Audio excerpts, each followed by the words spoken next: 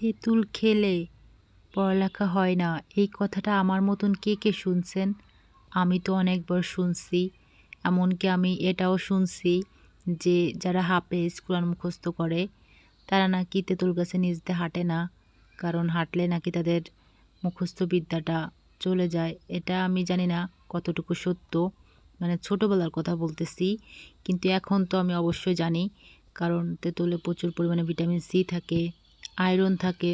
So এটা আপনাদের কোনোই খারাপ কিছু হবে না, উল্টা আপনাদের বেনিফিট হবে, মেধাটা আরও শার্প হবে, তীক্ষ্ণ হবে। সো আপনারা নির্দ্বিধায় বাচ্চাদের খাওয়াইতে পারেন। সো আমি আজকে একটা রেসিপি ট্রাই করতে আসছি।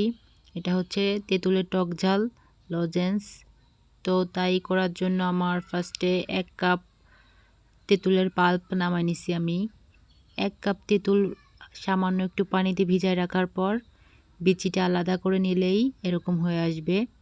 তারপরে এই যে 1 কাপ তেঁতুলে 2 কাপ চিনি দিয়ে নিতে হবে।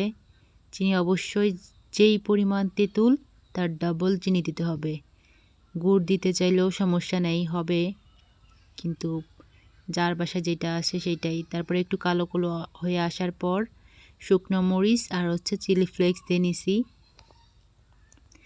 বাচ্চারা যদি খায় ঝালটা অবশ্যই একটু কম দিবেন। আমাদের বাসায় ঝাল বেশি হয়ে গেছে, চিবিয়ে দিলে একদম জ্বলে উঠতেছে, কিন্তু খাইতে অনেক মজা লাগতেছে। সো আমি একটু ট্রাই করলাম যে হয়েছে নাকি, কিন্তু এখনও হয় নাই। তারপরে আবার দিছি, দেওয়ার পরে এই যে যদি এইভাবে পাক হয়ে আসে বা একটা দলার মতো হয়, তাহলে বুঝবেন যে হয়ে গেছে। পরে আমি একটা প্লেটে সর্ষের তেল দিয়ে নিছি যাতে এইগুলো খুব সুন্দরভাবে উঠে আসে হাতে। তারপরে হাতে একটু সর্ষের তেল মাখায় নিছি। আমি ফার্স্টে একটু ট্রাই করতেছিলাম, কিন্তু অনেক গরম থাকায় আমার হাতটা পুড়ে যাচ্ছিল, ইভেন পুড়েও গেছে।